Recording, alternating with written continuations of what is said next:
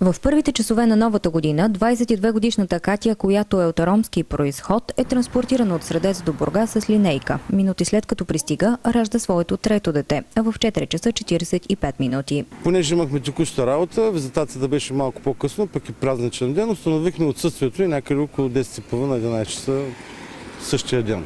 Състоянието на бебе Иванка е добро, разказват неонатолозите. Тя тежи 2 кг 750 грама, висока е 49 см. В принцип, ако не дойде до четвъртия ден, тогава вече ангажимент е на социалните, понеже те се занимават с малцинствата и с изоставените деца.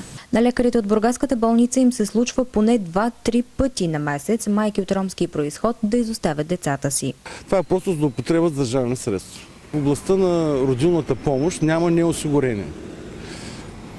Държавата плаща на болницата или в институцията, която роди жената, независимо от това дали тя си плаща здравните осигуровки или не. Милена също от ромски произход твърди, че няма да изостави бебето си. Тя обаче попада в графа "деца раждат деца", тъй като е едва на 15. Ти не искаш ли да учиш? Не. Защо реши толкова малка да имаш детенце?